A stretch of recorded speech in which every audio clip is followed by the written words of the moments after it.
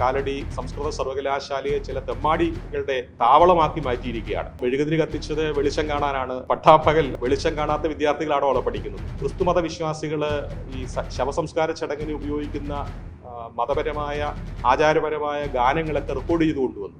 അപ്പോൾ അവരെ ജീവനോടെ കിട്ടിയാൽ കൊല്ലുക എന്നുള്ള ഉദ്ദേശത്തോടു കൂടി തന്നെയാണ് വന്നത് എന്ന് വേണം കരുതാൻ. സാരിയിൽ പിടിച്ചു, അവരുടെ മുടിയിൽ പിടിച്ചു, ശരീരത്ത് മാന്തി, ഇതൊക്കെയാണ് ഇത്തരത്തിലുള്ള ആക്രമണങ്ങളാണ്. വടികൊണ്ട് അടിക്കാൻ ശ്രമിച്ചു.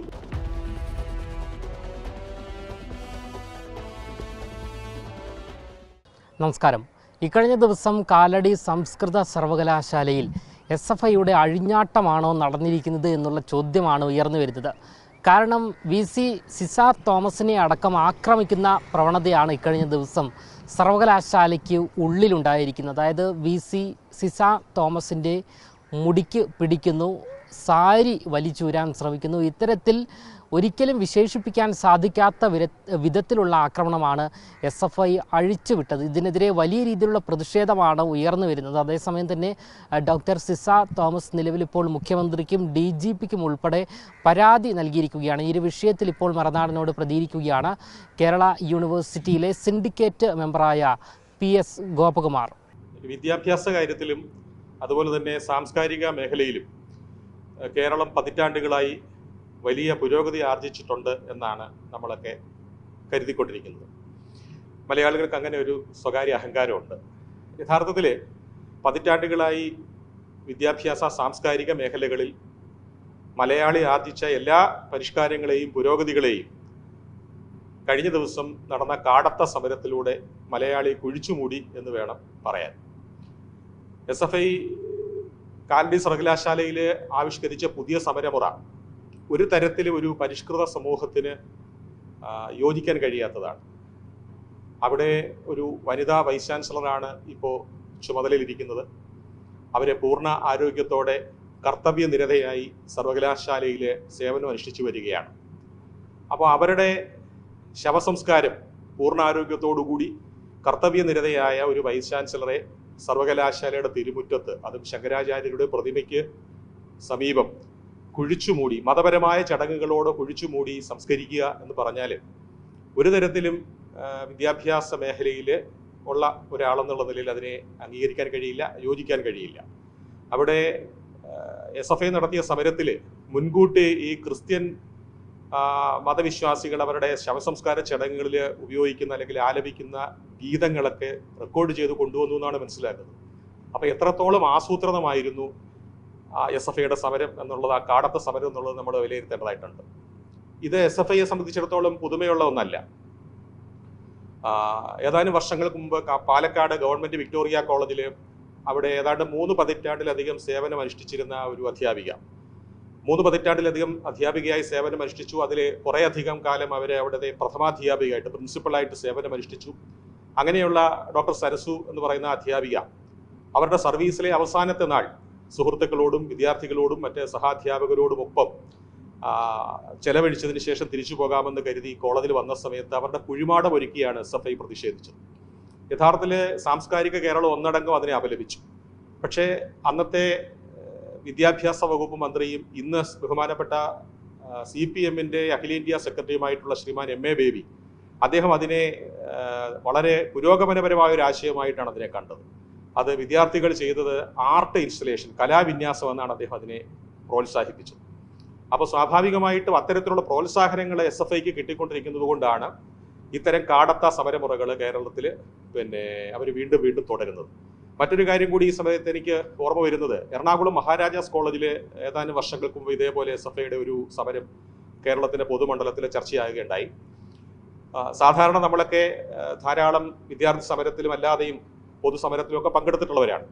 അപ്പോൾ ആ സമയത്തൊക്കെ നമ്മൾ സമരത്തിൽ പോകുന്ന സമയത്ത് മുദ്രാവാക്യം എഴുതിയ കടലാസുകൾ നമ്മുടെ കയ്യിൽ കാണും, അതല്ലെങ്കിൽ കൊടി കാണും, ആ സംഘടനയുടെ കൊടി കാണും. പക്ഷേ ഇവിടെ മഹാരാജാസ് കോളേജിലെ SFI സമരത്തിന് വന്നത് പെട്രോൾ നിറച്ച കാരികളുമായിട്ടാണ്.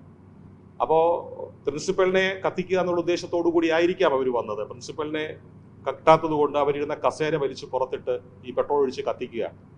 അപ്പോൾ ഇത്തരത്തിൽ കാടത്ത സമരത്തിലൂടെ കേരളത്തിൻ്റെ പരിഷ്കാരങ്ങളെ പുറകോട്ടടിക്കുന്ന ഒരു പ്രവൃത്തി കഴിഞ്ഞ കുറച്ചു കാലങ്ങളായിട്ട് SFI പിന്തുടരുന്നുണ്ട്.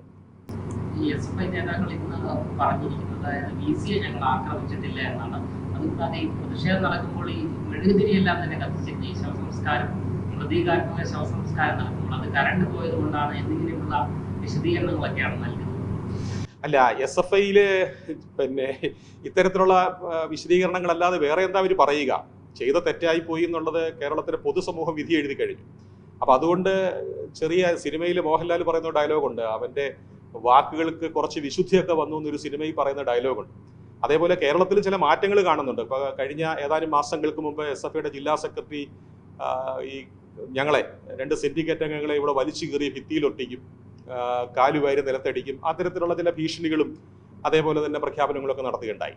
അപ്പോൾ ആ നേതാവ് തന്നെ കഴിഞ്ഞ ദിവസം മറ്റൊരു സന്ദർഭത്തിൽ പറയുകയുണ്ടായി, കേരള സർവകലാശാലയിൽ അവർക്ക് വേണ്ടത്ര പരിഗണന കിട്ടുന്നില്ല, മറ്റു ചില വിദ്യാർത്ഥി സംഘടനകൾക്കാണ്, ABVP അടക്കമുള്ള വിദ്യാർത്ഥി സംഘടനകൾക്കാണ് പരിഗണന കിട്ടുക എന്നുള്ളത്.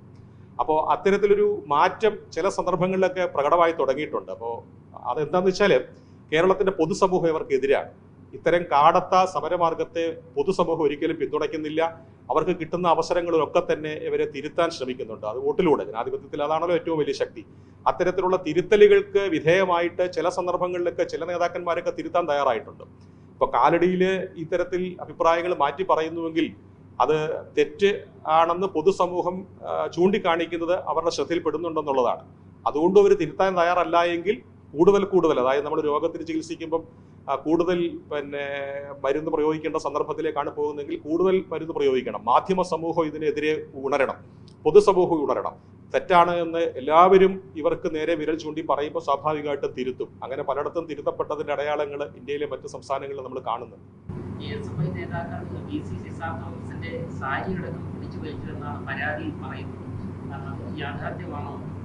തീർച്ചയായിട്ടും ഞാൻ ബഹുമാനപ്പെട്ട വൈസ് ചാൻസലറോട് ഇന്നലെ സംസാരിച്ചിരുന്നു.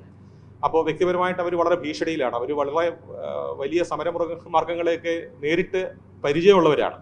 അപ്പോൾ കേരള സർവകലാശാലയിൽ തന്നെ ചില സമരമാർഗങ്ങളൊക്കെ അവർക്കെതിരായിട്ട് പ്രയോഗിക്കുകയും അവരതിനെ അഭിമുഖീകരിക്കുകയും ചെയ്തതാണ്.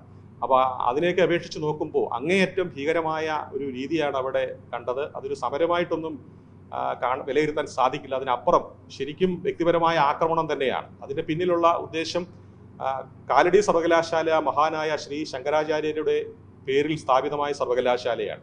സംസ്കൃത ഭാഷയുടെ പ്രൊമോഷന് വേണ്ടിയിട്ട്, പ്രോത്സാഹനത്തിന് വേണ്ടിയാണ് തുടങ്ങി വെച്ചത്. യഥാർത്ഥത്തിൽ ആ ലക്ഷ്യങ്ങളിൽ നിന്നൊക്കെ മാറിയിട്ട് കാലടി സംസ്കൃത സർവകലാശാലയെ ചില തെമ്മാടികളുടെ അവരുടെ താവളമാക്കി മാറ്റിയിരിക്കുകയാണ്. അതിനെതിരായിട്ട് നിൽക്കുന്നവരെ, അതിനെതിരായിട്ട് ചിന്തിക്കുന്നവരെ, പ്രവർത്തിക്കുന്നവരെ, തുറക്കുന്നവരെയൊക്കെ ഇല്ലാതാക്കുക എന്നുള്ള ഒരു ഗൂഢോദ്ദേശം ഇതിന്റെ പിന്നിലുണ്ട്. അപ്പോൾ മെഴുകുതിരി കത്തിച്ചത് വെളിച്ചം കാണാനാണ്. പട്ടാപ്പകൽ അല്ലെങ്കിൽ നട്ടാപ്പകല് വെളിച്ചം കാണാത്ത വിദ്യാർത്ഥികളാണോ അവിടെ പഠിക്കുന്നത്? മാത്രമല്ല അവിടെ ക്രിസ്തുമത വിശ്വാസികൾ ഈ ശവസംസ്കാര ചടങ്ങിന് ഉപയോഗിക്കുന്ന മതപരമായ ആചാരപരമായ ഗാനങ്ങളൊക്കെ റെക്കോർഡ് ചെയ്ത് കൊണ്ടുവന്നു. അപ്പോൾ അവരെ ജീവനോടെ കിട്ടിയാൽ കൊല്ലുക എന്നുള്ള ഉദ്ദേശത്തോടു കൂടി തന്നെയാണ് വന്നത് എന്ന് വേണം കരുതാൻ. ആ കാര്യം തന്നെയാണ് അവർ പോലീസ് ഉദ്യോഗസ്ഥന്മാർക്കും ബഹുമാനപ്പെട്ട ആഭ്യന്തരമന്ത്രി, മുഖ്യമന്ത്രിയൊക്കെ അവർക്ക് കൊടുത്തിട്ടുള്ള പരാതിയിൽ പറയുന്നത്. ടീച്ചർ അവിടെ സംസാരിക്കുന്ന സമയത്ത് പറഞ്ഞത് വ്യക്തിപരമായിട്ട് ഇതുവരെ നേരിട്ടുള്ളതിൽ വെച്ച് ഏറ്റവും വലിയ ഭീകരമായ ആക്രമണങ്ങളാണ്, അധിക്ഷേപമാണ്, ശാരീരികമായ ആക്രമണവും നേരിട്ടു എന്നാണ് പറഞ്ഞത്.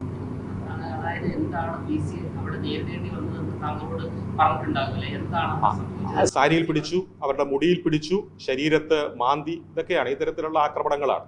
വടികൊണ്ട് അടിക്കാൻ ശ്രമിച്ചു, ഇതൊക്കെ തന്നെയാണ് എന്നോട് പറഞ്ഞത്. അതൊക്കെ തന്നെയാണ് പോലീസിലും അവർ എഴുതി കൊടുത്തിട്ടുള്ളത്. ബഹുമാനപ്പെട്ട ചാൻസലറുടെ അടുത്തും ഈ പരാതി എത്തിയിട്ടുണ്ടെന്നാണ് ഞാൻ മനസ്സിലാക്കുന്നത്. എന്തായാലും പട്ടാപ്പകലാണ് ഇത്തരത്തിൽ സർവകലാശാലയ്ക്കുള്ളിൽ ഇത്തരത്തിലൊരു ആക്രമണം SFI അഴിച്ചു വിടുന്നത്. ഇതിനെതിരെയാണ് ഇപ്പോൾ VC DGPക്കും മുഖ്യമന്ത്രിക്കും ഉൾപ്പെടെ പരാതി നൽകിയിരിക്കുന്നത്. VCയുടെ പ്രതീകാത്മകമായ രീതിയിലുള്ള ശവസംസ്കാരം ഉൾപ്പെടെ നടത്തിയിരിക്കുകയാണ് SFI. പട്ടാപ്പകലാണ് ഇത്തരത്തിലൊരു സംഭവം നടക്കുന്നത്. എന്നിട്ടും SFI നേതാക്കൾ ഇതിന് നൽകുന്ന വിശദീകരണം കറണ്ട് പോയതുകൊണ്ടാണ് ഇത്തരത്തിൽ യൂണിവേഴ്സിറ്റിക്കുള്ളിൽ മെഴുകുതിരി കത്തിച്ചതും ഇത്തരത്തിൽ പ്രതീകാത്മകമായ ശവസംസ്കാരം നടത്തിയിരിക്കുന്നതും എന്നുള്ളതാണ്. ക്യാമറമാൻ ആഷിക്കിനൊപ്പം അമൽ രുദ്ര, മറുനാടൻ മലയാളി, തിരുവനന്തപുരം.